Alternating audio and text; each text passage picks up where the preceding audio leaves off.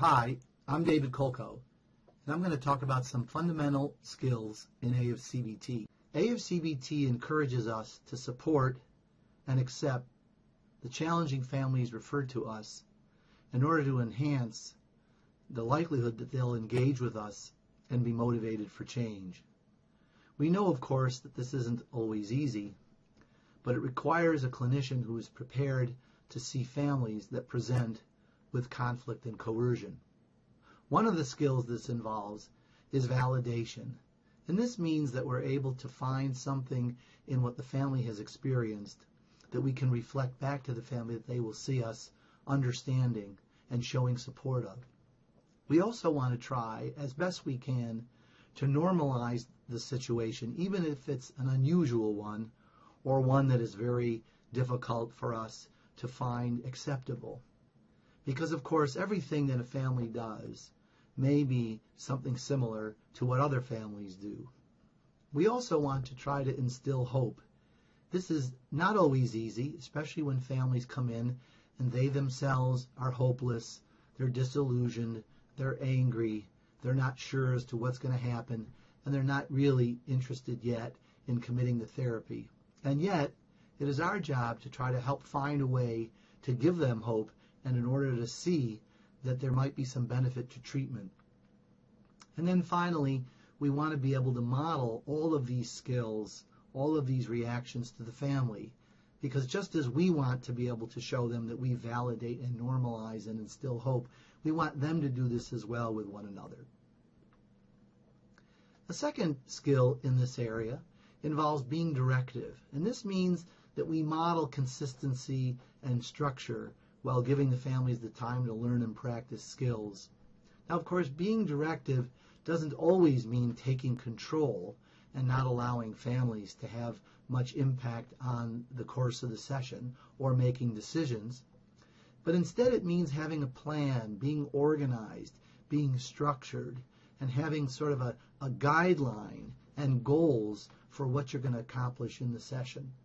Our materials and our training are designed to help clinicians feel more comfortable being directive, and that is designed to help deal with all kinds of issues, some of which deal with the management of aggression or threats, but in other cases it deals with the ability to move forward in a treatment plan by discussing difficult topics. We know that some families may be off task. We know that some individuals may report numerous events, some that are related to the therapy, some that might actually be outside of the therapy and less relevant for AFCBT. It's important, of course, to be respectful of that conversation, and at the same time, we need to be able to help redirect the family in order to move forward with the treatment. Sometimes that's difficult to do. We once had a case where a clinician was listening to a parent, and that parent became increasingly more agitated and angry at a given client, at the daughter. And that went on for over 15 minutes with no real involvement on the part of the clinician that we could tell. There was no response, for example. And that was essentially a long rant, a pretty significant amount of criticism directed to this child with no therapist mediation, conversation, discussion, redirection. Those are the kinds of experiences for which we see the need to be directive. We also recognize that all of you bring tools that you have in your office, and that's going to help engage the child as well as the caregiver in AFCBT. But this is especially important in working with children, especially young children. Many of you have tools, you have materials, you have games, and you have other aspects of your practice that you bring into the session when you see the need. And we would encourage that here. That includes, of course, drawing, and it might include other things as well, like having supportive or comforting materials in the session. The caveat, I think, is that we have to be careful to make sure that whatever it is that we're allowing someone to use in the session is not only appropriate, but it also helps to keep them engaged and on task. Sometimes we're asked, is it reasonable to have a teenager listening to their iPhone or talking on the phone? That's probably something which we would discourage Of course, if they're waiting for a very important phone call, that's one thing. But if it's just because they want to stay in touch with their friends, again, I think this is where being directive and having a plan and reasonable advice would be helpful. One of the routines that we use in AFCBT begins later sessions, and it's called CASH, and it stands for a check-in on attendance, safety, and home practice. And I want to just describe what each element in CASH means. The A is for attendance, and by this we mean at the beginning of a later session, we recommend that clinicians ask questions about the caregiver's ability to get in and in what way they were able to address any obstacles to coming to the session. Sometimes, as you know, those obstacles are pretty challenging for a family, and they have spent both time and money in order to come in, especially with difficult circumstances like having to take several buses or to bring several young children in a car a long distance. So we want to acknowledge and reinforce their efforts to get in and to attend. We also want to use that opportunity to learn if there are challenges to coming in, if there were other obstacles that were difficult, and even if those obstacles were addressed for that particular session, what happens if those obstacles are going to remain in effect for the entire course of treatment? It would be worth your effort to ask questions in order to problem solve and troubleshoot so that none of those obstacles are likely to have an impact on later attendance. The S stands for safety. And by safety, we mean the safety of the child and other members of the family, but we also mean the caregivers. Some families have safety threats directed to children, but others have those threats directed to adults. So we're concerned about anyone's welfare in the family, and we want to make sure that we're aware of any circumstances that might reduce the likelihood that they're going to stay safe. We can't know about everything, and that may not always be our job to identify every possible safety concern, but we do want to ask about safety issues, and we do want to try to figure out if a safety plan is necessary before we let the family leave. And then the H stands for home practice. Every intervention that teaches skills assumes that a parent is going to learn those skills or a child is going to learn those skills, and they are going to practice them. And eventually, by practicing, they're going to use them at the right time. So it's really important to make sure that even if we do a good job of teaching the skill in the session, that we think of ways to encourage the learning of that skill and the application of that skill after the session has ended. So we offer home practice assignments that we recommend. But of course, every therapist may have their own views as to what particular home practice assignment is important for that child or that caregiver. And we leave it up to you at times to really think carefully about what would be the most meaningful practice assignment that you would want to provide. Of course, once you've assigned a home practice task, the goal is to follow up on that task and how well that task was completed in the next session. And that is the concept behind home practice, that if you assign practice, we want to find out how well that assignment actually went.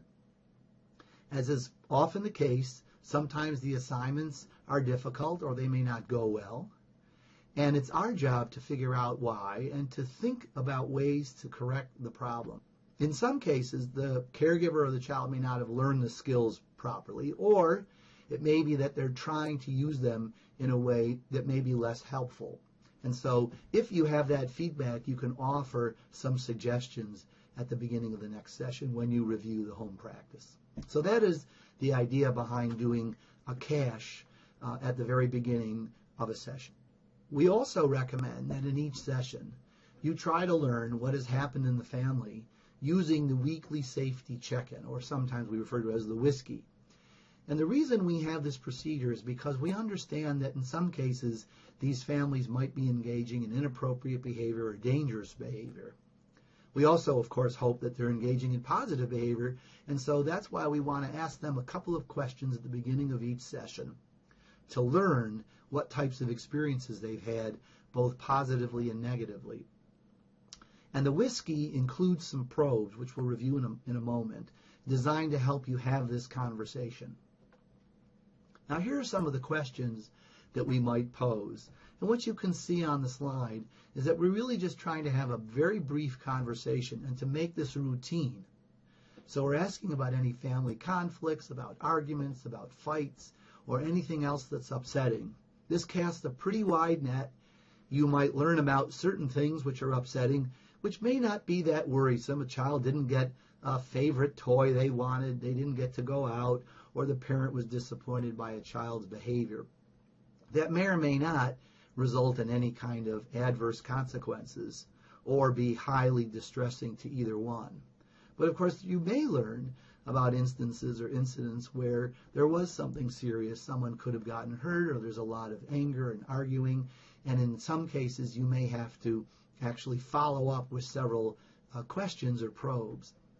So if someone were to report that they did have any type of conflict or argument or fight, we would ask, well, what's the reason for it? What happened? Why did it occur? What did you do, caregiver? What did you do, child? In what way were you arguing or fighting? What did it look like? Again, you'll have to use your judgment as far as what other follow-up probes to ask. This is just in general the structure for this particular routine. And then we want to ask the caregiver if there was any use of physical discipline, punishment, threats. If there was, we want to know a little bit more about what happened, what were the reactions of the child, and then this caregiver, and what were some of the consequences. It's possible that the child was hurt. It's possible that if the child was hurt, they contacted some medical personnel or 911 or a doctor or someone else in the family or neighbors, or they may have done none of those things. Again, our job is to learn as much as we can in order to determine, first of all, do we need to report this or respond in some immediate way because there are safety issues.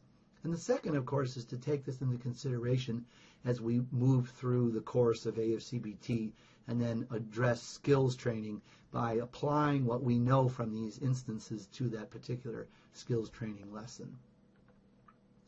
Now, these are some of the examples of the responses that a child or a caregiver may give you as to what happened. And you can appreciate how some of these involve negative or unwanted behavior. And in some cases, those are actually behaviors which could lead to injuries, like shaking or slamming or attacking someone. And at the same time, we're trying to ask about skills that we may have taught or other skills the caregiver or the child may have used, like walking away calmly and talking it out or talking to a friend or a relative.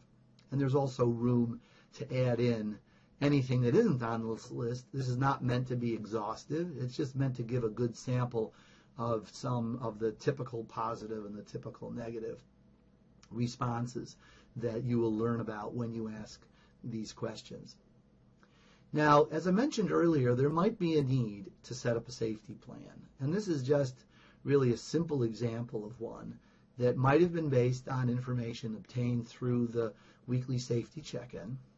And what it says is that we have worked out with the caregiver, in this case it was a mom, what's going to happen if she begins to get fairly angry. And so it says she's going to continue to take her medicine and review her session materials in general.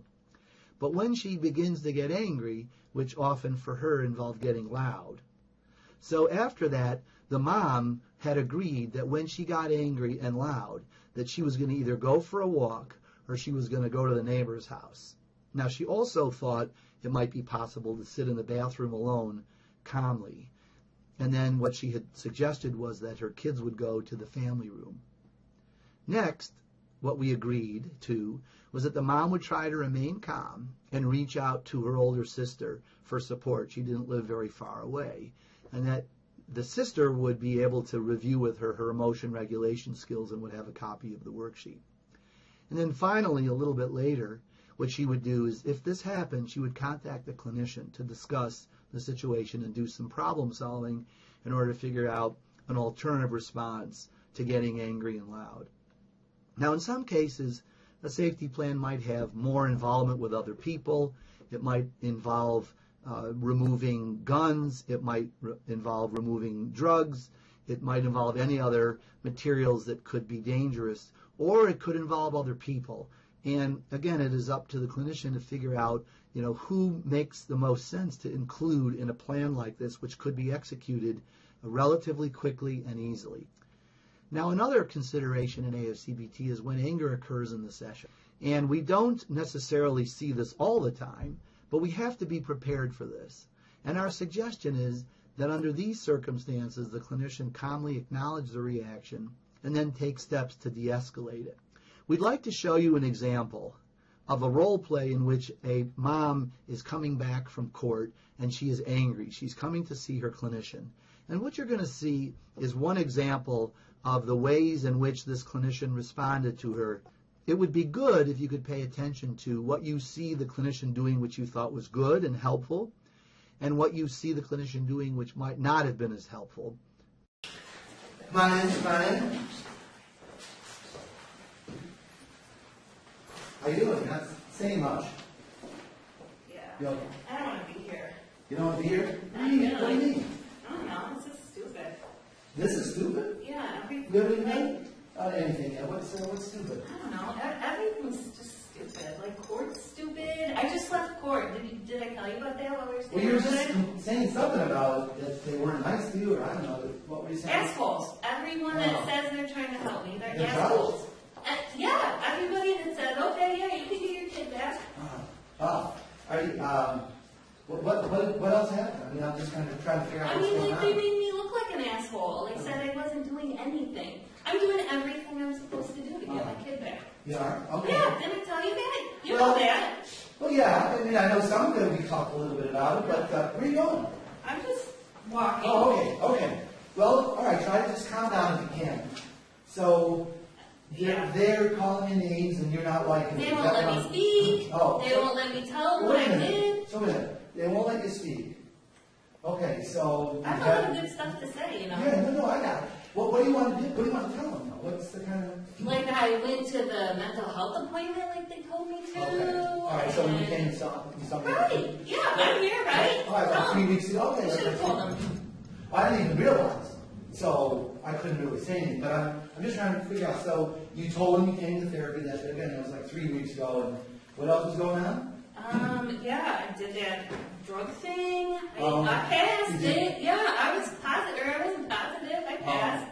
Yeah. I'm seeing my child. I just want the kid back. What do you do? Wait a minute. Yeah. You're seeing your kid? Yeah.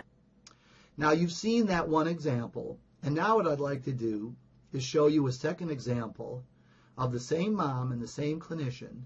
This time, please again pay attention to what you see the clinician doing which you thought was helpful, and what you see the clinician doing which you thought was not that helpful. Okay, well, come on in. How are you doing? All right. Oh, okay. Well, let's see. Let's sit down. I want to start. Okay, that's fine. So, tell me, I know that you look, you said you're okay, but you look a little upset or... Yeah. Yeah, what's going on? This day sucks. Sorry to hear. Tell me about this. What happened? Yeah, I came, like, don't you remember at court today? Yeah, I do. I remember we talked a little about maybe what was going to happen. Your lawyer might have been there. I don't know how it went for you. My lawyer was there. My lawyer was supposed to stick up for me. My lawyer didn't do that. Okay, tell me. Everybody made me look like an asshole in court. In front of my family, in front of the people that, and then they think that I'm a jerk. I see. Like they think I'm not doing what I'm supposed to be doing. So maybe you feel... Isn't that messed up? Yeah. Yeah, I can appreciate why you'd be upset. Yeah, It it's sounds like totally they insulted you. So. Right. Okay. Like, who's supposed to be sticking up for me, right? You are my lawyer. Right. The judge is supposed to believe me, right? Sounds like the people who were supposed to be in your corner weren't in your corner. Yeah. And yeah. So tell me what happened. Like what kinds of questions did they ask you? They asked me why I wasn't doing what I was supposed to be doing. Okay. I'm doing what I'm supposed to be doing. Right. You could have told them that, right? Yeah. You know that I'm doing what I'm supposed to be doing. I'm sitting here seeing you. Yeah. I come to see you. Yeah, you did. I remember you came before. That's what they said. Calvin was here before, I think, as well. Mm-hmm. So they didn't get any of that information? Yeah, apparently not. Like, I don't know where what I said went. Don't they write that stuff down? Yeah, it sounds like they weren't hearing you. They weren't really following what kinds of information you'd given them. Or, Yeah. And what about the judge? Did the judge say anything to you that made you upset? Yeah, well, the judge was just like, no, we gotta come back. Of course, we always have to come back. I mean, like, don't they have the information they need to make a decision to give me my kid back? Right. I can see why you'd be upset now. This has been going on forever. Like, when is the end? I mean, I'm a good mom. Yeah. Sounds very frustrating. I've grown. I've learned a lot. Like, I did something I wasn't supposed to do, and I've learned. And you went to court. Right. Right as it's like your second time. Yeah, you get it. Yeah. Right? You know, I'm wondering, I appreciate the fact that you're a little calm and you're able to sit down and chat about this, and I'm sorry, it didn't sound like it was a good day. It doesn't sound like the people who are supposed to be helpful to you were very helpful. No. And it leads me to wonder if maybe there's something I can do, either to convey to them what you've been doing here, or what my view is of what's happened with you and Kelvin, or what progress he's made. So is there something I can do to help make this a little bit better? Because I can appreciate how upset you are. Thanks. Yeah, absolutely. Like, wouldn't you be upset too? Definitely. Yeah, I feel like they're not listening to me, and I feel like all the good work I did is, isn't making any difference. Yeah, so I don't know, could you talk to my lawyer or something? Like, someone needs to talk to my lawyer. Yeah, I'd be happy to. I just need permission. And the judge? Yeah, oh, right. Well, the judge I know a little bit, but the lawyer I can definitely talk to as well. Yeah, I don't care. I'll tell him that I said it was fine. Yeah. I also realize that maybe some of the things they said about either you or what you have to do, I don't know if some of that is coming from, like, the child welfare worker. I don't know, was she there? Or? Yeah, she's a big pain in the ass. Like, can we do, I need to just do whatever I can to get her. I've dealt with her for 2 years, and I'm done. Right, done. Frustrating. Never does she see the good things that I've been doing. Never does she think that I am right in some way. Okay. She's always criticizing me. Like, she's the one that's supposed to help me. Yeah. Right. So maybe that's another person we should try to think about talking to. Right, like, could we meet or something? So what this role play highlights are the various ways in which clinicians can respond to a client, in this case a mom, when a mom is angry and upset and clearly not ready to begin the session. And this happens on occasion, and we need to be prepared for it. So we want to just go over a couple of guidelines for managing escalation. And the first is to model or maintain your own composure. We also realize this isn't easy to do. It's easier said than done. When a parent or a child is angry, threatening, or menacing in some other way, we all respond emotionally. We all respond in ways that may or may not be therapeutic. So it's not so easy for us to maintain composure under those circumstances. And so one of the key suggestions is to try to not parallel the client's level of escalation. You don't really want to be as loud as the parent if the parent is yelling. You don't want to be as agitated as the parent is. You don't want to say things, especially if they're inappropriate, that the parent is saying. The second suggestion is that you remain attuned to body language. And that means that you're showing eye contact, you are having an open posture, you are providing some space, you're giving some boundary, you're not crowding that parent. Your tone of voice is low, soft, gentle, calming, that you also show a kind of a caring and attentive facial expression. All of these cues help to model composure. Now, you might be feeling extremely worried, you might be feeling very threatened, you might feel angry. As long as you're able to show these other expressions and to maintain your own composure, that's what the client will see and that's what the client will respond to. Now, we also want you to show support. We know that isn't easy, especially if someone is menacing and critical and engaging in other threatening behaviors. So this is, again, something we have to prepare ourselves to do. And that involves good listening skills, being reflective, being empathic, using open-ended questions, or attempting to clarify certain information that you might not be as sure about, and then focused on your understanding of what the client is trying to tell you. We might not at this point, need to fix the problem. Instead, we want to show we understand what it is and we're sensitive to it. And then finally, there's the idea of validation. Can we find some way to normalize the parent's experience? Can we find some way to empathize with what has happened to them? Even if we don't agree with the way in which they're expressing it, can we understand that the nature of the experience is something which we have to help them appreciate that we understand? We have to also show some acceptance of their reactions. Again, this isn't tantamount to saying we agree with how they responded, but we have to be able to show that we accept hearing about and understanding and trying to figure out what to do regarding this particular experience. And of course, we do this, if we can, without condoning whatever misbehavior, abuse, or inappropriate behavior they may have shown. One could at least empathize with their experience, even if you don't agree and approve with what they did.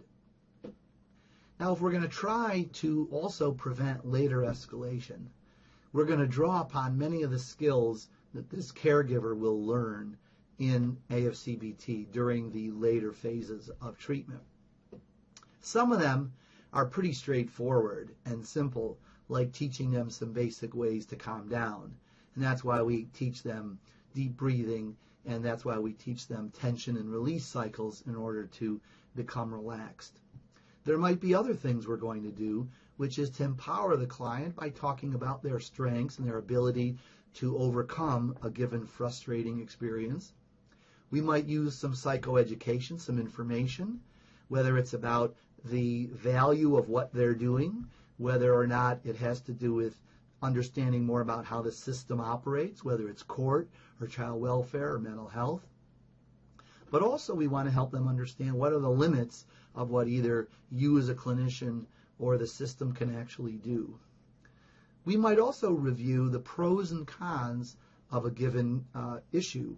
So, for example, decisional balance may help to identify what are some of the pros and cons with doing something as an alternative to what they want to do. And then we also might review the pros and cons of what they prefer to do. It might be that the alternative, even if it isn't what they want, might be better for them to do in the long run. We might use some cognitive reframing later, which involves helping them to think about a situation in a different way. So in this case, it might be assuming that the judge and others think that parent is a bad parent. Now, how else can we reframe that view? It might be that they weren't thinking of the parent as bad. They were thinking of the parent as perhaps misunderstanding the situation, or as trying too hard, or as not coming across clearly. And then finally, problem solving. We teach these skills again later on in the course of AFCBT, and we would review skills to help them come up with alternative responses and to practice them, and that might help them be more prepared to handle court and to advocate for themselves. So these are some of the ways that we have tried to both manage escalation in the session and then eventually prevent escalation from happening in the future. And then finally, I'd like to just say a little bit about some of the considerations that need to be in place if we're going to handle escalation. One is, of course, to recognize that this is what families come to us often with. It is a frequent target in treatment, so we almost have to recognize it's part and parcel of the population. It goes with the territory. The second is that we have to prepare ourselves for a range of client misbehavior, and we referred to several of these earlier. We also have to prepare ourselves for a range of client behavior, or in some cases, misbehavior.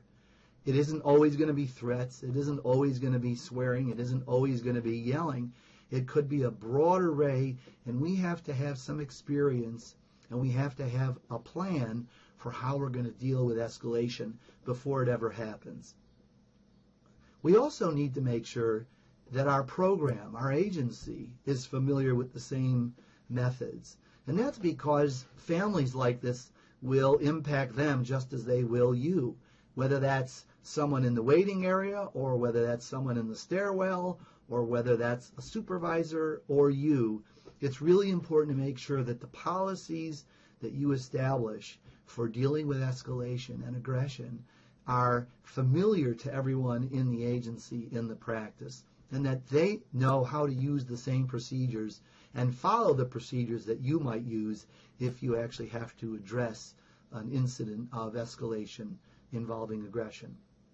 And then finally, it's just a reminder for all of us, which is that everybody's safety is important. It's not just the safety of the caregiver or the child, it's everyone else's safety as well, your safety, the waiting room staff safety, and also clients' safety. So we really have to think of this as kind of a universal principle, which is that anytime we're seeing families like this, we recognize that safety threats are possible. And in that case, we just have to make sure that everyone is prepared to address them. Hi, my name is Barbara Baumann. I'm an AFCBT trainer and consultant. Right now I'd like to talk to you a little bit about sequencing AFCBT with other evidence-based practices. We know that many agencies, people are trained in lots of different evidence-based practices. I'm going to give you an example of just two here, but then help you with the thinking you might go through when trying to determine would AFCBT be the right model for a specific kid. It's important to understand when AFCBT is the appropriate treatment model for a specific family, and when it would be better to begin with a different evidence-based model. AFCBT is designed for caregivers and children who are experiencing high levels of conflict and aggression. As you'll see on our screening materials, we list the different criteria for caregivers or for children that would qualify them to be a part of AFCBT. In families, we don't require that both the caregiver and the child meet a specific aggression criteria or conflict criteria, but simply that one of them meets this. AFCBT then addresses the risks for and consequences of aggression by teaching intra and interpersonal skills.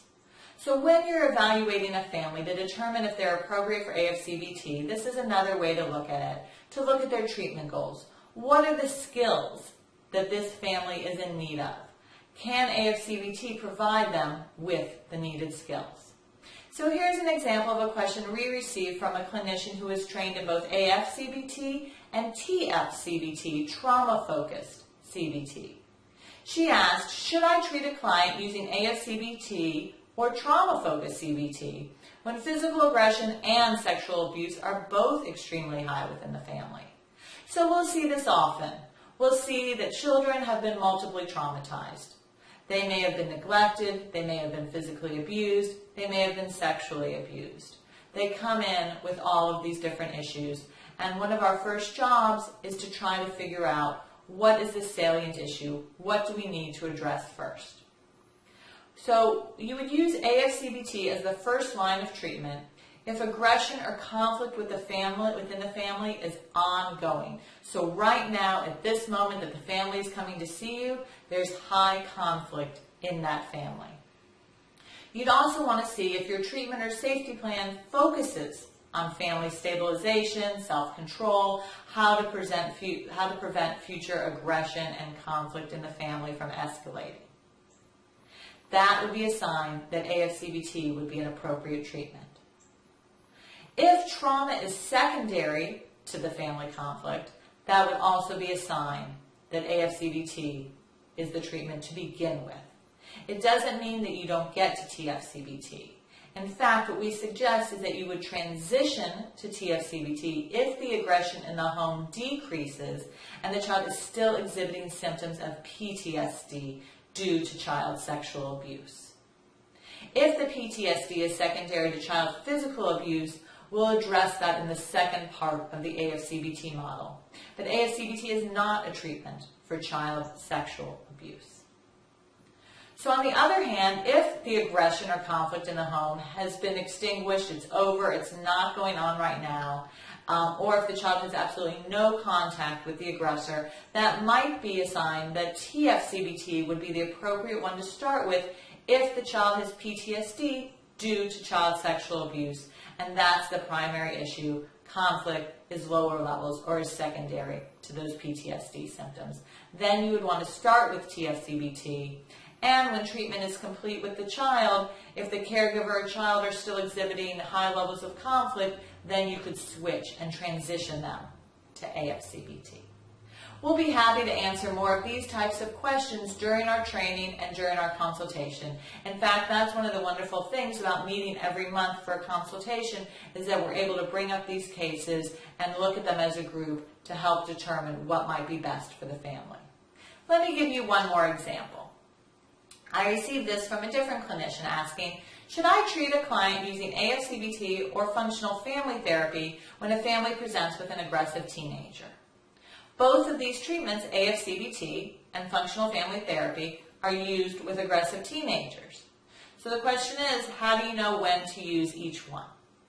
We would recommend using AFCBT first if the caregiver is exhibiting aggressive behavior or using harsh physical discipline, because AFCBT also addresses caregiver aggression. If your treatment goals include CBT skills, then AFCBT would also be a likely model to use. If the family has been referred for treatment based on the parent behavior, or if the teen is exhibiting PTSD symptoms due to physical abuse, then AFCBT would be an appropriate model, because these are things that we directly address in that model. On the other hand, you would want to use functional family therapy first if the teen meets criteria for conduct disorder. This is a high-level behavior disorder that is specifically targeted by functional family therapy. Additionally, if the family is referred by the juvenile justice system for delinquent child behavior, that would be an opportunity to use functional family therapy, because it is your first line of treatment designed specifically for that behavior. So let me talk to you a little bit about how to determine the appropriate model, because there are lots of models out there, lots of evidence-based practices, and it's hard to go through each and every one in this type of format. So our recommendation would be, for determining the appropriate model to start a family on, review the eligibility requirements for each model.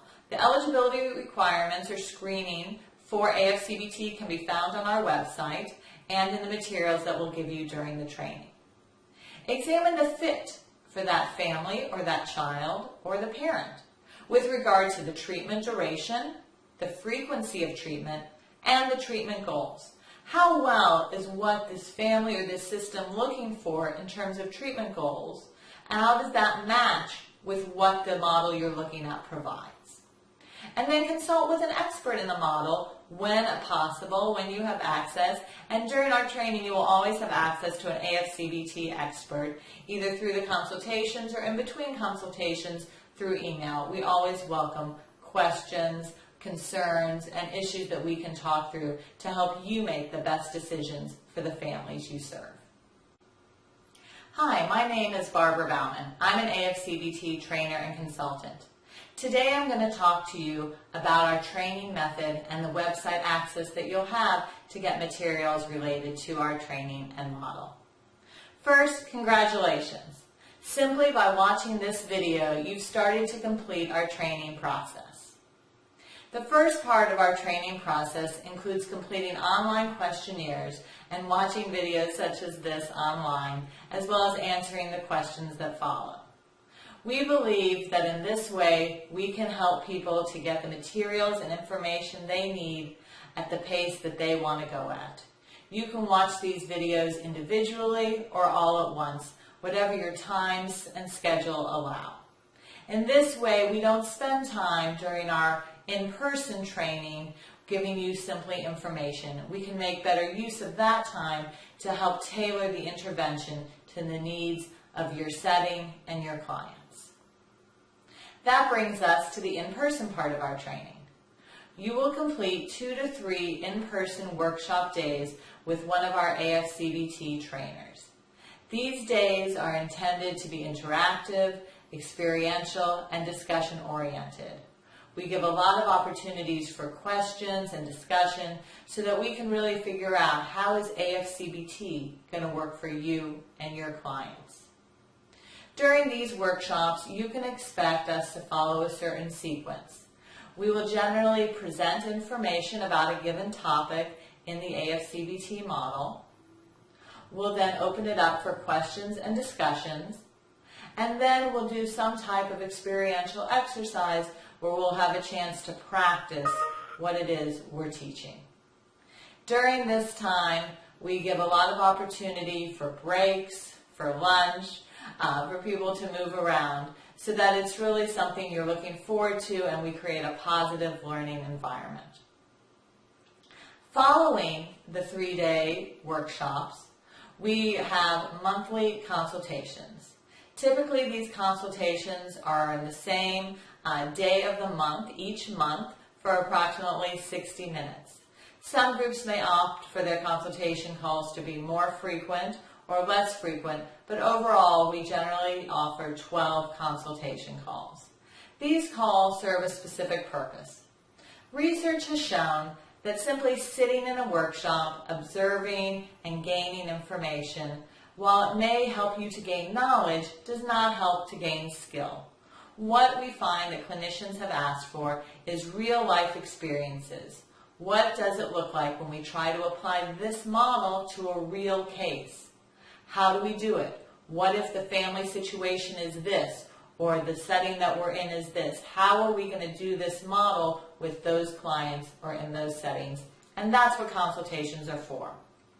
During each consultation, we'll meet as a group, either over the phone or over a web conferencing system, and we'll work together to help each other with our AFCBT cases. Generally, we'll have 1 or 2 clinicians prepare a case to present on each call. Prior to that call, when it's your turn to present, we'll ask you to send the consultant some information about the case, and to send them some questions that you have about how you're doing AFCBT that the consultant and the group can help you with. We'll also ask that twice during the consultation process you present, and twice you submit an audio recording that will allow the consultant to hear your implementation of AFCBT. We have found that this is really the best way to give you specific feedback on your style and your use of the model. We do not provide the audio recorders, but we ask that you get the audio recorder, and then we provide a secure website where you're able to upload that audio recording. And those audio recordings can be in Spanish or English, whichever language you are doing your therapy in. Following the consultations, we do have a certification process that is completely optional.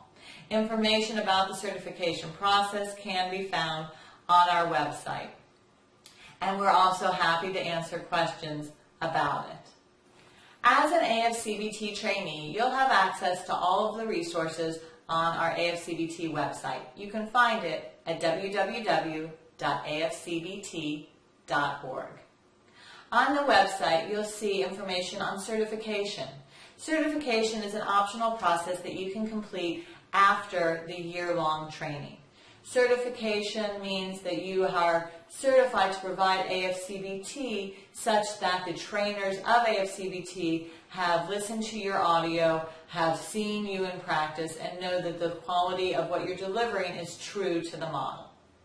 Certification process involves completing the basic training, the workshops and the consultations, as well as submitting the audio recordings during consultation, then followed by audio recordings for the purpose of fidelity ratings in AFCBT, as well as completing an AFCBT test, an exam that looks at your knowledge of applying the model to specific scenarios and cases, as well as completing AFCBT with 2 families from start to finish.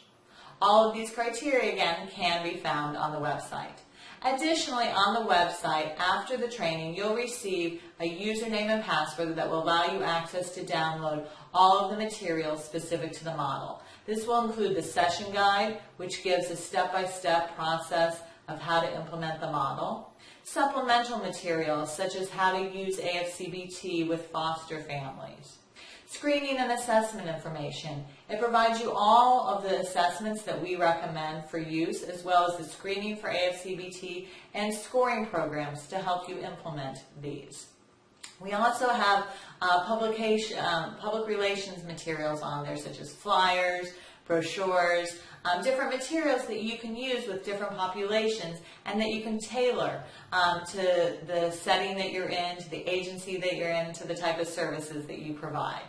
You'll also find on our website the latest updates, where we're doing trainings, what presentations are going on nationally on AFCBT, and any changes that we've been making to the model. Lastly, we hope that you'll keep up with AFCBT on the various social media streams. We're currently on Facebook and on Twitter, and we post their updates on our trainings, latest news on AFCBT, and then helpful hints that different clinicians and supervisors will share with us. We'll share there how to implement different types of techniques that we're doing with kids and families, articles that come up in the popular media that may be relevant to the work we're doing, as well as resources that you can use to help families.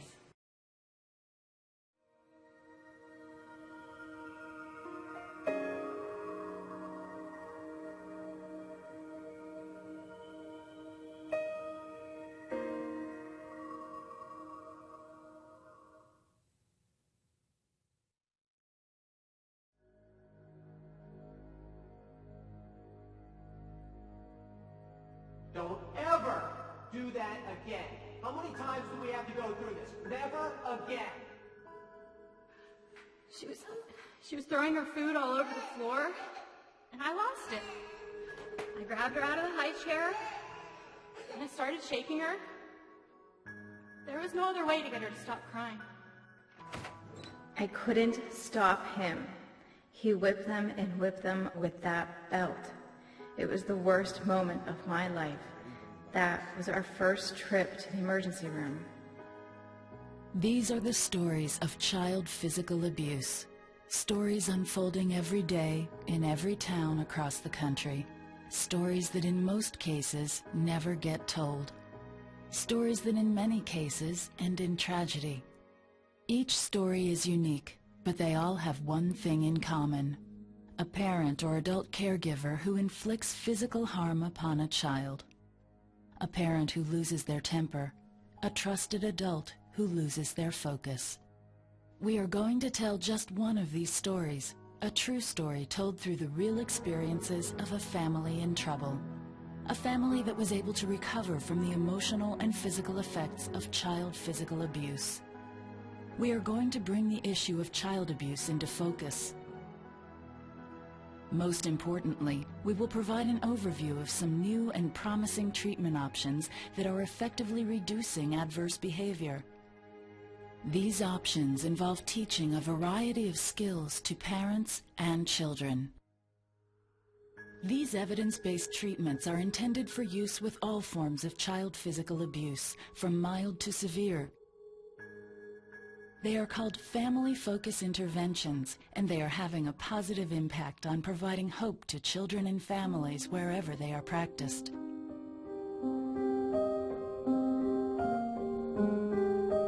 In the United States, our federal and state governments have spent several $billions every year to care for abused children. While much has been accomplished, much remains to be done.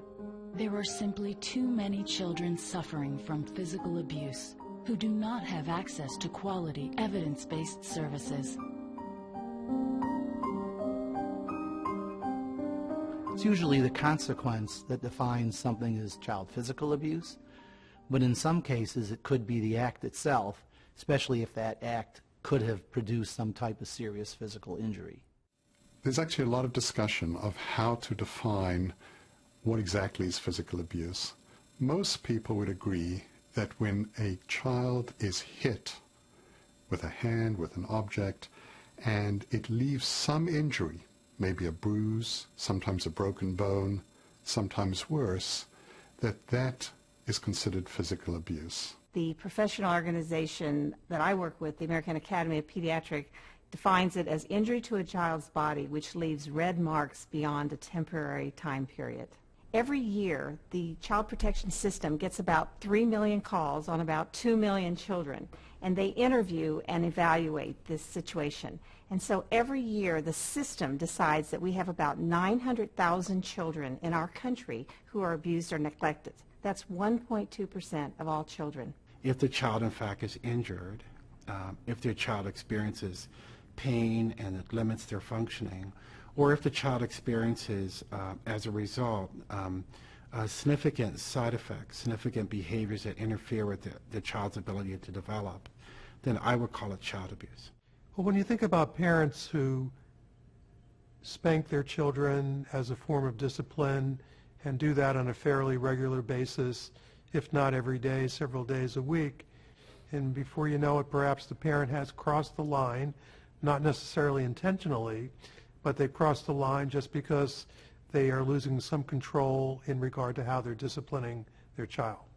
Although the definition varies by state, physical abuse is not limited to a single behavior or consequence. Instead, it involves the use of physical force that causes injury or pain to a child. I did recently have a case of a 10-year-old little boy.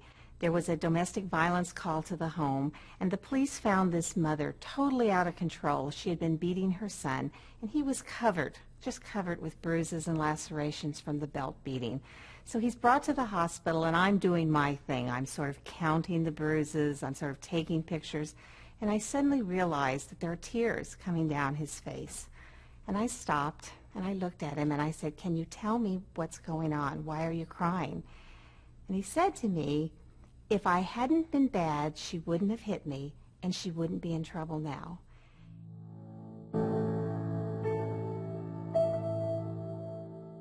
I'm a single mom. I've been taking care of my children pretty much by myself since they were born. I was married. I got divorced and I moved out here. In the past few years, I've been getting less and less cooperation from my children. The communication was just, there was none. Me just yelling at them just ignoring me. Miss Branch came into the system because of her neglect issues with her son. She is a single parent. She's raising 2 children on her own without a lot of support. It's work and children. So that has been her focus pretty much for probably quite a while. More often than not, abuse is only part of the story. Poverty, substance abuse, mental health problems, domestic violence, and challenges to meeting children's basic needs for housing, food, and clothing are just a few of the issues families may struggle with, in addition to abuse. There are a number of risk factors one has to consider for parents. Are they depressed? Are they using or abusing alcohol? Has a parent begun to blame the child for the parent's own discomfort, issues, problems, concerns? You know, some of the more impressive background characteristics relate to the history of the parent and the way the parent interacts with the child. So in terms of the history, some parents, not all, have had their own history of child physical abuse, and of course that may increase the likelihood that they do the same kind of thing to others.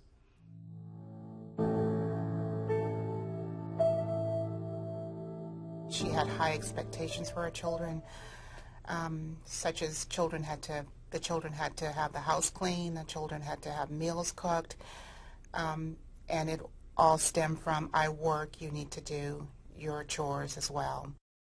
And a lot of the abuse would come about because the children had not done the things that she had left for them to do. I had discipline issues with my children. I would tend to hit them, yell at them. I did a lot of things I'm not very proud of. She grew up in violence. Miss Branch grew up in a home where her mother had been sick for many years, and her mother used physical force to kind of contain 6 children.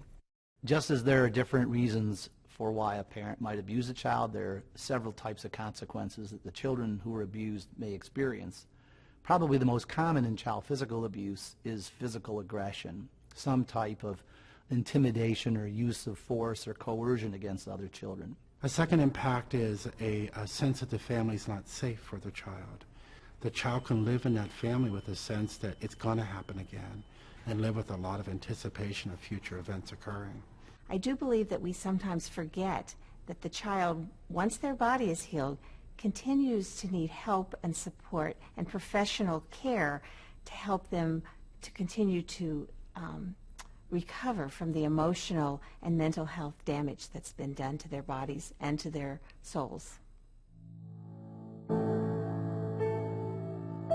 Children who have experienced physical abuse and parents who have used physical abuse have certain characteristics. Some of those characteristics for children include the experience of emotional distress, such as sadness, anxiety, or post-traumatic stress disorder, having upsetting thoughts about what happened to them, and having trouble learning or focusing in school. Some of the characteristics of parents or caregivers may include the routine use of physical punishment or discipline, difficulties managing their emotions, and having unrealistic expectations of their children. Child health services throughout the country spend a significant part of their resources identifying abuse cases, evaluating the children, and then referencing them to services that can help. They're aided in this effort by teachers, guidance counselors, nurses, physicians, lawyers, judges, police officers, and many others. It is now clear that a more consistent and efficient system of referrals and treatments is needed, a system based on what we're calling family-focused interventions. Family-focused interventions involve 4 different characteristics. One is that there's a focus on stopping the abuse, changing the way in which the parent interacts with the child so the child is less likely to be hurt or in some way mistreated. A second characteristic is that there is a focus on teaching parents and children skills. A third characteristic is that there's a focus on working with the parents and the children together to improve their interactions. And the last characteristic is that there's actually an evidence base to support the intervention. That is, that there's information that shows that the intervention is feasible and effective. And it's especially important because we have approaches that have been carefully developed, evaluated, and shown to be helpful. One of the first things a practitioner may do is to acknowledge the abuse and develop methods to prevent it from happening again. And it's very helpful when in therapy that I ask the parents to say to the children, this is what I did to you, because then it gives the children permission to talk about what really did happen. I did some terrible things to my children. It was something we always kept closed behind doors. Now I'm being upfront about it, saying it right in front of people. Not to say I was proud of it, but that I was admitting to it and that I was sorry for it and that I wanted things to be better. The next step in working with the family may involve teaching skills to children, such as how to cope effectively with social challenges or emotional distress, and teaching skills to parents or caregivers, such as how to replace the use of physical force with effective discipline practices, and to better manage their response to stressful situations. Parenting skills are very important. And some of those skills are just basics. They're just being present with your child, being interested in what your child is doing, and doing some very active listening. Naomi helped me work on my parenting skills because I was disciplining them for everything. Going from using physical to a lot of grounding. And I was like, that's not necessary. We need more natural consequences for them to think on their own. This was a much better approach. I like this much better. The third step in working with the family may involve teaching skills to encourage positive family interactions, such as how to effectively communicate and solve problems together. They learned how to compromise, and most important, I think they learned how to communicate. At some point, my children realized that this was something that could actually work and that life was becoming better. So family-focused interventions can contribute enormously to trying to address this problem. There's been both a demand from clinicians, but there's also been a demand from the child welfare system, where many of these kids may wind up. There are many possible individuals who could refer a family for services. Could be a teacher, could be a social worker, could be someone in a hospital or a medical person. It also usually is caseworkers. All of those individuals would need to know about family-focused interventions. Other families, it's clear they have a lot more shame and a lot more guilt and remorse about what has occurred, and they may in fact not so openly talk about it with some sense that they'll be judged. They may be wary of professionals because professionals have come into their lives and have taken some control. In those instances, the staff really make a really great effort at trying to differentiate our role from the role of child welfare workers and other court officials. And oftentimes, once that happens, families can be more trusting, more open, and more engaged.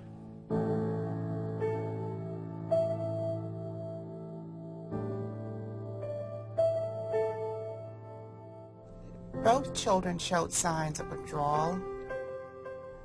They presented scared. They lacked communication. It was almost as though they needed her to give them permission to speak. On the night that her son disappeared, she had almost put up this wall as to where she said, "I don't really care. He's causing me too many problems." And as we were out looking for her son that night, she turned to me in the middle of the street and she asked me, "How do I know that I even love my son?" Well, my response to her was, "What you're doing right now." He ended up going to the hospital that was down the street, which I was so glad that he went there. I remember calling Naomi and I said, "What do I say to him? I don't know what to say. I mean, I know what I want, how I felt, but I didn't know how to say it." And she just said, "Tell him I'm glad that you're home and that you're safe." He just opened up. He's like, "I'm sorry I did that, Mom. I was just upset." It was a whole different reaction. I was stunned.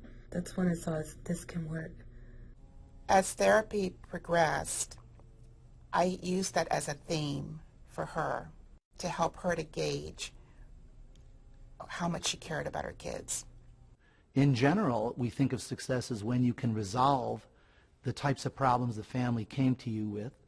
But we also define success in terms of whether or not the family can kind of move on. That is, they can end their involvement in services, they can end their involvement in the system and kind of move forward on their own. But what we want for children is for them to be able to really heal from the experience of being traumatized. And that healing means that they are able to appropriately talk about what has happened. They're able to express the kinds of emotions and experiences we would anticipate they would have given the incident of abuse. Our work with family-focused interventions has produced, I think, a number of benefits to families. One is that sometimes parents begin to use more positive discipline practices. A second benefit has been to the children themselves. Many of them show improvements in their sociability, in their work at school, in their relationships with friends, and even with their parents, for example. And then finally, we've seen improvements in terms of the ways the families interact. They're much more friendly, they're much more cohesive, and we don't see the conflict and the tension that they presented with.